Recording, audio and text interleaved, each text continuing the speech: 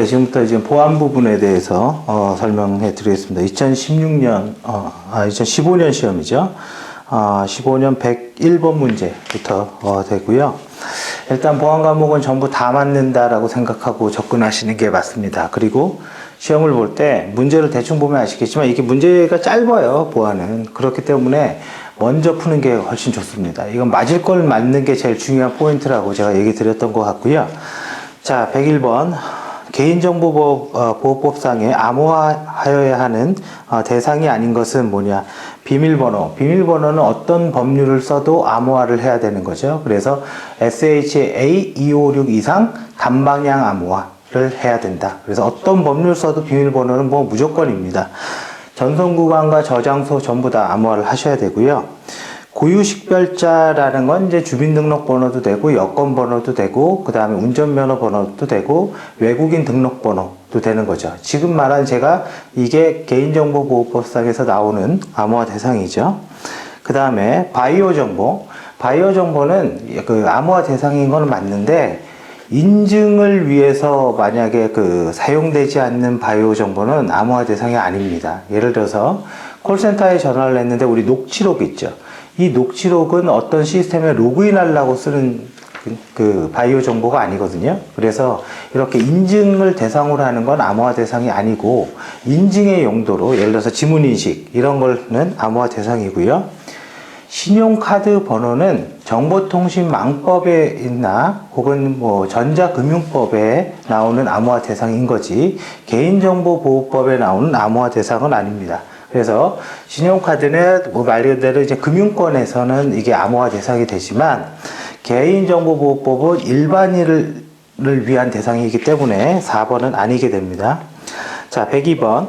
SMIME에 대한 설명으로 틀린 것은 MIME라는 거는 메일을 전송하는 프로토콜을 얘기하는 거고 메일이라는 건 뭐 아시겠지만 메일에 우리 메일 보낼 때 저거 있죠. 발신자, 뭐 수신자, 그 다음에 타이틀, 바디, 그 다음에 첨부 파일 이 구조 있죠. 이 구조가 MIME입니다. 그래서 MIME 이 중에 SMIME라는 건 이걸 보내는데 전자서명을 한다거나 암호화를 하는 보안 기술을 의미를 하는 거고 네, 틀린 것은 자 네트워크 계층에서 보안을 제공한다 라고 그랬는데요. OSI 7계층이 뭐가 있죠? 피지컬, 데이터 링크, 그 다음에 뭐죠? 네트워크, 그 다음에 트랜스포트, 그 다음에 세션, 프리젠테이션, 애플리케이션. 이 메일이라는 거는 우리가 쓰죠. 프로그램으로. 메일이 움직이는 계층이 OSI 7계층에서 어디죠? 애플리케이션이죠. 우리가 아웃룩 같은 걸 써서 메일을 쓰잖아요. 프로그램이 있는 계층이잖아요. 그러니까 네트워크 계층은 아닌 거죠. 네트워크 계층은 IP 주소가 뭔가 있어야 돼요. 네트워크는 라우팅을 하고 IP 버전 4, IP 버전 6가 있는 계층입니다. 그렇기 때문에 네트워크 계층에 관련된 거는 IPsec, IP에서 Sec Security 암호화한다. 그래서 1번은 틀린 내용이 되겠습니다. 자, SSL, 뭐, 보안 쪽에서 가장 중요한 것 중에 하나가 뭐 SSL이라고 볼 수도 있습니다. 그래서 SSL에 대한 설명으로 틀린 것이라고 그랬는데, SSL 하면 전송구간 암호화 기법, 그리고 SSL 구성 요소, 핸드세이킹, 레코드 프로토콜, 얼러트, 체인지 사이퍼 프로토콜, 이렇게 기억이 나셔야 됩니다. 자, 그래서 103번 SSL의 설명 중 틀린 것은 나와 있는데요. 자, SSL 레코드 프로토콜은 기밀성, 메시지 무결성, 부인 방지 서비스를 제공한다. 자, 기밀성과 무결성은 맞습니다. 여러분들 웬만해서 보안에서 딱 이렇게 나오면 기밀성, 무결성은 대부분 다 제공한다고 보면 돼요. 그래서 어떤 문제일지 예를 들기는 그렇지만 대충 기밀성, 무결성을 제공한다? 이건 틀리지 않습니다. 근데 부인 방지라는 건 뭐예요? 너 뭔가 받았는데 안 받았어? 이렇게 우기는 거죠. 그럼 우기는 거라면 양자 간의 거래에서는 부인 방지를 하기가 어렵습니다. 근데 공인인증기관이 하나 껴서 뭔가를 해준다면 그건 부인 방지를 할 수 있겠죠. 그래서 1번에 부인 방지 서비스를 제공한다. 이게 이제 잘못된 거고요. 사실은 SSL은 이거는 이제 기본적인 내용이고 여러분들이 좀 더 알아야 될 거는 SSL 핸드세이킹 가죠. 그죠? 우리 아까 구성요소 한번 봐보세요. 첫 번째 레코드 프로토콜은 어떤 암호화 방법이 결정됐으면 암호화를 하는 겁니다. 그럼 어떤 암호화로 할 거냐? 이거를 서로 양자 간에 합의를 하는데 그거는 Change Cipher Protocol인 거고, 그리고 그게 결정이 되고 암호화를 한다? 그럼 먼저 인증을 해야 되는 거죠. 그 인증이 SSL Handshaking 프로토콜이라고 합니다. 그래서 보통 일반적으로 이렇게 하죠. 클라이언트가 클라이언트 헬로, 서버 헬로, 서버 헬로 done, 클라이언트 인증서, 프리마스터 키, 체인지 사이퍼, 스펙, 그리고 암호화. 이 과정에서 뭘 하는지 정확히 알고 있어야 됩니다. 시험 문제는 이건 나온 거고 앞으로 나올 거를 맞춰야지 의미가 있는 거기 때문에 SSL이 뭐다? 이 정도 아는 거는 향후의 시험에 대비할 수가 없습니다. 그래서 지금 제가 얘기한 거 알아두십시오. 자, 104번.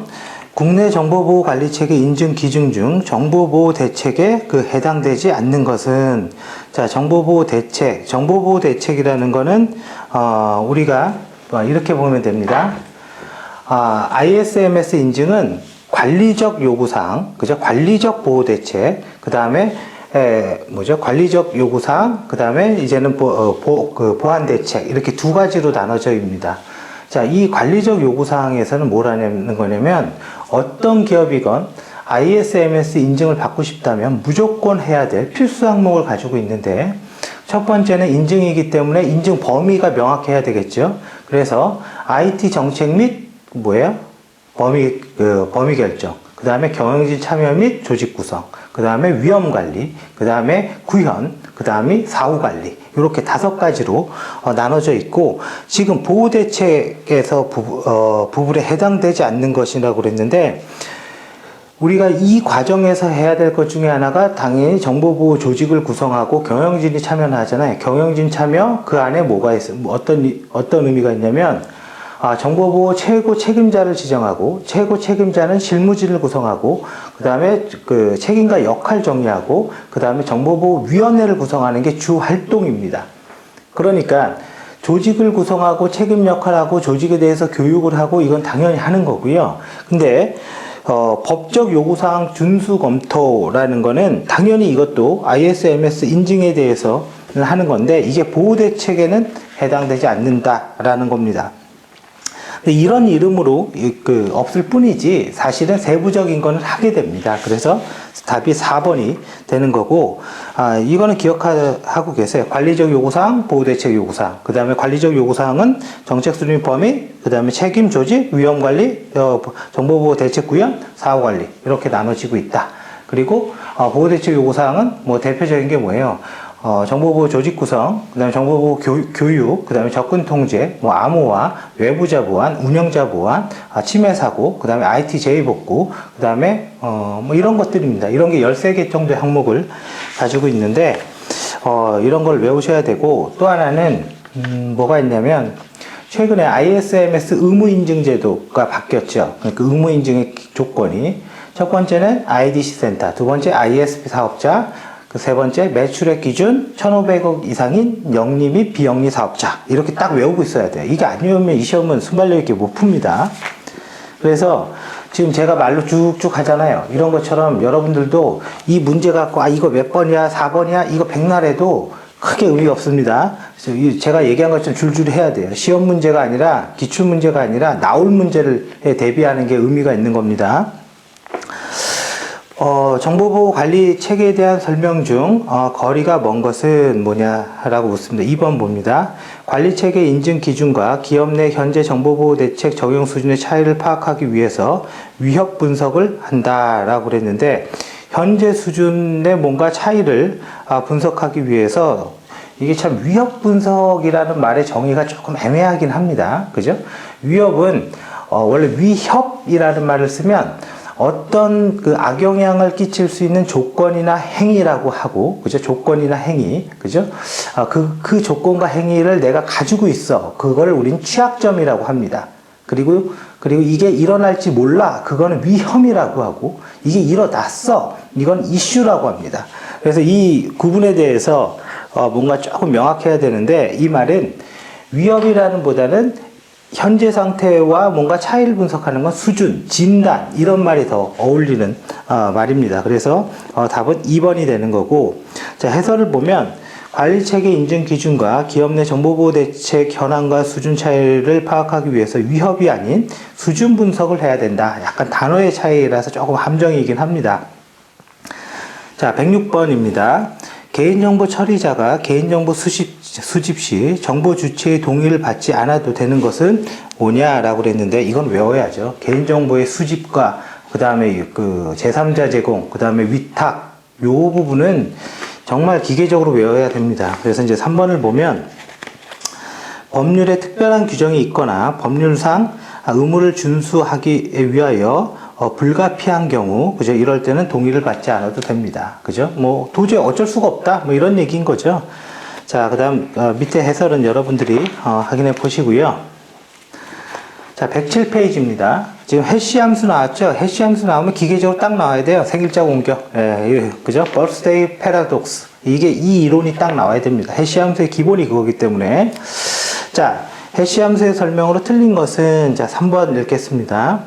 해시 값에 대한 해시 함수 입력 메시지를 찾는 것은 하다는 것은 해시 함수의 충돌 방지의 특성이다. 그죠? 충돌 방지는 아니죠. 해시는 다른 값을 입력하면 다른 결과가 나와야 되는데, 다른 값을 인풋으로 넣었는데 같은 결과가 나온 게 충돌인 거예요. 그래서 3번은 틀린 거고요. 자, 포렌식을 통해 획득한 증거는 법적 효력을 가져야 할 필요가 있다. 그래서 이거를 무결성이 보장돼야 된다, 그런 말이고, 포렌식의 기본 원칙에 대한 설명으로 거리가 먼 것은, 자, 무결성 원칙, 4번입니다. 증거의 이송, 분석, 방법, 보관, 법적 제출이라는 일련의 과정에 대해서 추적이 가능해야 된다. 이거는 무결성이라는 건 뭐예요? 내가 이거를 딱 획득을 했어요. 그러면 공증기관이 있어. 공증 담당자가 있고 수사관이 있고 피의자가 있는 가운데 이 세 사람이 보는 가운데 증거를 수집하고, 그죠? 이거의 변조가 되지 않았음을 보장하기 위해서 해시 함수로 이미지를 뜨고, 그죠? 이미지를 뜬 복사본을 가지고 분석을 하고, 그래서 이 서류를 갖춰서 법원에 제출하는 게 이 디스커버리. 법원에 제출하고, 법원에 제출해서 야, 이거 원본과 똑같은지 확인해줘. 그러면 그때 원본 열고 분석한 이미지 비교해서 해시값 같은지 결론 내주고, 이게 무결성인 거죠. 그래서 4번은 틀린 겁니다. 추적성에 해당되겠죠. 자, 109번입니다.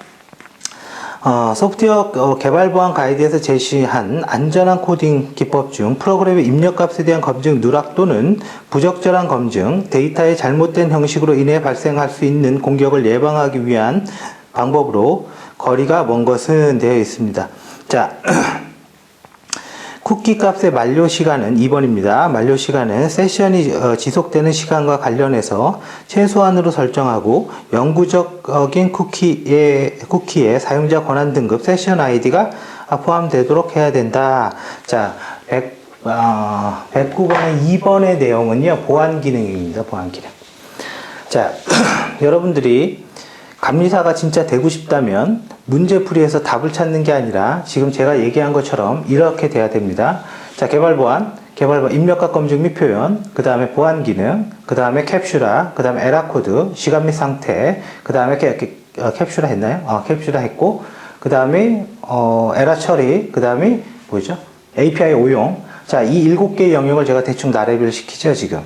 그럼 입력값 검증 및 표현이라는 건 거기에 SQL 인젝션, 크로스 사이트 스크립팅, 그죠? 그다음 CSRF, 운영체제 명령어 삽입, 디렉토리 리스팅, 정수 오버플로우, 버퍼 오버플로우, 포매팅 스트링, 이게 다는 아닙니다. 한두 개 빠집니다. 자, 그래도 전반적으로 다 나오죠. 그 다음에 보안 기능은 뭐예요? 전송 안전한 암호화 기법 써야 된다. 암호화 길이에 대한 문제, 쿠키 값에 대한 문제, 그죠? 이런 것들을, 그 다음에 숄트, 암호할 때, 이런 것들이 이렇게 목록화에 대해서 나오지 않으면 이 문제는 괜히 고민스러운 겁니다. 그죠? 목록화 나오면 2번은 보안 기능, 입력값 검증 및 보안에 있는 항목이 아닙니다. 그래서 2번이 되는 거고요. 자, 순발력 있게 빨리 풀지 못하면 DB에서 머리 써야 될 문제를 머리 못 쓰고 시간이 없어서 찍게 됩니다. 풀 줄 알아도. 그래서 이 20문제는 그냥 빨리 쓰고 그냥 끝내버려야 됩니다. 자, 위험 분석 기법 중 정성적 위험 분석 기법이 아닌 것은, 이건 답을 주는 거죠. 확률 분포. 그냥 딱 누가 봐도 수학이죠. 자, 정량적 위험 분석 뭐예요? 수학에 의한 방법, 확률 분포, 과거 자료법, 그죠? 이런, 그 다음에 AR로, 이건 다 정량이고, 정성은 우선순위, 질문서, 전문가, 델파이, 그죠? 이런 것들은 정성적 기법입니다.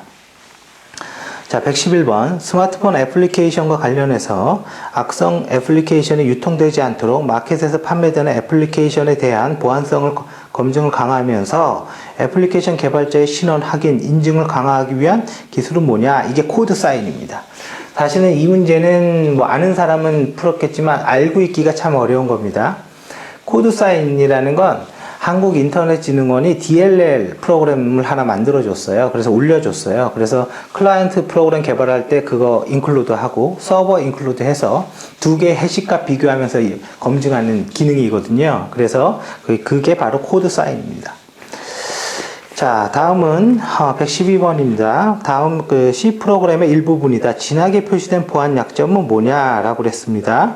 자, 진하게 표시된 걸 쭉 보니까 뭐 딱 보면 이게 나오는 거죠. get env 뭐예요? get environment 환경값에서 r 포트 번호를 읽어드려라.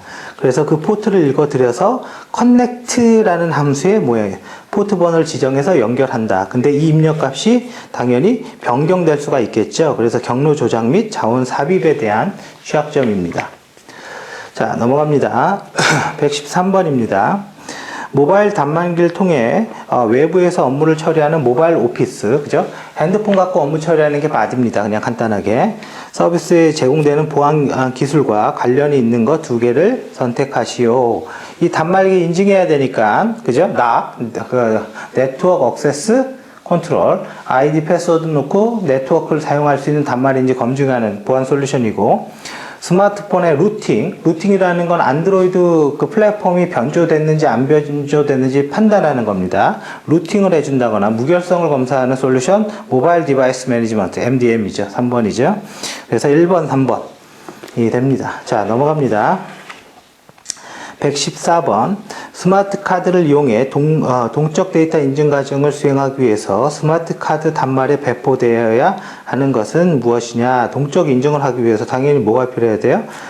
인증기관의 공개키죠, 공개키.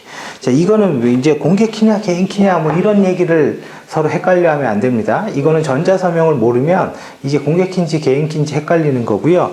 지금 보면 동적 인증을 하기 위해서 스마트 카드 단말기에 배포하는 거예요. 단말기에 누가 개인키를 배포하겠어요. 그죠? 이 서버는 공개키, 개인키를 갖고, 이 개인키는 나만 갖고 있는 거고, 클라이언트의 공개키를 넘겨서 인증하는 거죠. SSL 핸드세이킹도 이런 과정으로 이루어집니다. 그래서 답은 1번이 되는 거고요. 위장 공격, 그죠? 위장 공격을 통해서 발생 가능한 인증 보안 위협을 방지하기 위한 암호화 기술로 거리가 먼 것은 뭐냐라고 그랬는데요. 위장 공격, 뭐, 해시라는 거는 뭐, 암호하긴 암호한데, 이거는 이제 키가 없는 암호화 기법인 거고, 인증을 할 때는 뭐, 지식에 의한 인증은 당연히 뭐, 해시가 될 수 있습니다. 근데 지금 여기에서 말하는 거는 위장 공격에서 발생하는 거기 때문에, 공개키, 그 다음에 메시지 인증, 서명, 뭐, 이런 것들이 되는 거고, 자, 위장 공격이라는 건 뭐예요? 뭔가 이렇게 나를 숨기는 거잖아요. 그래서, 다른 말로 그냥 스푸핑이라고도 말합니다. 스푸핑은 뭐 하는 거냐면 뭔가 변조하는 거죠. 스푸핑이라는 건 뭔가 값을 바꾸는 거를 의미합니다. 116페이지입니다. 다음 보기에서 설명을 통해 기업에서 설치해야 될 정보 시스템으로 올바르게 짝지은 것은 뭐냐? IP 주소 및 포트 번호를 기반으로 외부에서 유입되는 트래픽을 차단한다. IP 주소와 포트 번호를 기반으로 트래픽 차단한다. 방화벽이죠, 뭐. 외부에서 내부막으로 접근하여 암호 통신한다. 터널링한다. 다른 말로 VPN, 그죠? 이건 뭐 아주 쉽게 풀 수 있는 겁니다. 자, 117번. 패킷 헤더뿐만 아니라 메시지 수준의 모니터링 및 차단 기능을 하기를 원할 때 활용할 수 있는 진입 탐지 시스템의 유형은 뭐냐? 이제 방화벽의 종류가 뭐냐라고 그랬는데, 패킷의 헤더, 메시지의 수준. 메시지라는 말은 애플리케이션 계층에서 쓰는 말입니다. 이 말은 누진제로 OSI 실계층의 기능을 다 포함하고 있다. 이것저것 다 된다. 그런 얘기거든요, 사실은. 그래서 애플리케이션 플럭시, 그죠? 뭐든 다 할 수 있다, 기능적으로. 근데 뭐 느릴 수는 있다. 지금 그 이슈는 없잖아요, 이 문제에 대해서는. 그래서 답은 1번이 되는 겁니다. 118번 PIPL. PIPL 인증은 지금 2016년부터는 PIMS로 통합이 됐습니다. 그래서 이제는 PIPL은 존재하지 않고 이제 앞으로는 PIMS 이렇게 나오겠죠. PIMS의 기준 중 인증 신청 기간이 중소기업인 경우 필수적으로 적용되는 기준과 거리가 먼 것은, 자, 4번을 보면 식별된 개인정보 자산에 영향을 줄 수 있는 모든 위협과 취약점, 위협을 개인정보의 흐름에 따라 식별하고 분류해야 하며, 이 개인정보의 가치와 위험을 고려해서 잠재적 손실에 대한 영향을 분석해야 된다라고 나와 있는데요. 사실은 이건 어느 정도 이 PIPL을 좀 그 체계를 외우고 있어야 됩니다. 그래서 개인정보 관리 체계에 대한 거였고, 다른 거는 4번은 관련이 없는 거고요. 자, 넘어갑니다. 자, 119페이지입니다. 최근 최고 경영자의 정보보호에 대한 역할과 책임을 강조하는 정보보호 거버넌스의 중요성이 인식되면서 관련 표준인 ISO IC 17014에서 명시하고 있는 정보보호 거버넌스. 정보보호 거버넌스 무슨 말이에요? 정보보호를 어떻게 관리하겠는가, 뭐 이런 얘기인 거죠. 그러면 조직을 구성하고 이런 내용, 프로세스를 어떻게 잡고 이런 의미를 가지고 있다라는 겁니다. 그래서 효율적인 정보보호 운영에 대한, 그죠? 이건 뎁스가 조금 더 들어갔죠. 좀 구체적인 말이잖아요. 계획을 수립한다. 2번이 되는 거고. 자, 1번 현업부서에 대한 전사적 보완, 긍정적인 보완 문화, 투자에 대한 방향성. 좀 더 이 단어들이 레벨이 크죠. 물론 이거를 딱 집어서 외우고 준비할 수도 있겠지만 현실적으로 다음에 뭐가 나올 줄 알고 이거 똑같이 어떻게 외웁니까? 하지만 기출풀이는 봐야죠, 최소한. 그래서 거버넌스는 이 질문하는 자체의 레벨이 이만한 레벨인데 이 작은 레벨이 답인 거죠, 지금. 그죠? 이만한 레벨 써주는 거. 투자계 레벨이 크잖아요. 자, 그렇게 풀어도 됩니다. 자, 120번. 2013년 개정된 국제표준 ISO IC 27001의 ISMS 구현을 위해서 7가지 사항으로 거리가 먼 것은 뭐냐? 컴플라이언스입니다. 컴플라이언스. 그래서 뭐 이거는 조직 환경, 뭐 풀이를 보면 리더십, 뭐 계획, 뭐 운영 성과 개선, 그죠? 이런 내용들을 다 포함하고 있습니다. 자, 우리가 뭐 보완했을 때 부분을 봤는데 이제 여러분들이 느꼈을 것 같은데요. 많이 틀리면 정말 2개. 예, 2개 이상 틀리면 정말 안 되는 거죠. 2개도 많은 겁니다. 그래서 1개 틀리는 거. 그죠? 모든 경우를 다 우리가 확인할 수는 없으니까 1개 틀리는 걸 목표로 준비하시는 게 맞고, 시험에 나오면 제일 먼저 푸세요. 어차피 과목별 점수는 똑같기 때문에 제일 먼저 문제가 간단하잖아요. 예, 그래서 고민해야 될 문제를 좀 나중에 푼다. 이런 식으로 접근하면 많은 도움이 될 거고, 단지 좀 제가 걱정되는 건 정보 보완 부분을 보면요. 인증에 관련된 거, ISMS, 그죠? 법률에 관련된 거, 개발 보완에 관련된 거, 어떻게 보면 이 3꼭지 위주로 지금까지 출제가 됐던 겁니다. 하지만 그거는 지금의 모습이고, 이 출제자들도 보안의 지식이 조금씩 들어가면, 지금 요새 추세가 정보 보안이잖아요. 그때는 완전히 얘기가 다를 수도 있습니다. 그래서 이렇게도 낼 수 있죠. SSL 핸드세이킹 과정에서, 그죠? 프리마스터 키의 역할로 아닌 것은, 이러면 어려워지죠. 뎁스를 한 단계 확 내린 거죠, 지금. 지금까지는 SSL에 개요 물었는데 뎁스를 확 내린 거죠. 그래서 거기까지도 다 준비를 하고 있어야 됩니다. 왜냐면 1년에 한 번 있잖아요, 이 시험은. 자, 그래서 여기까지 하고 보안 부분을 마치겠습니다.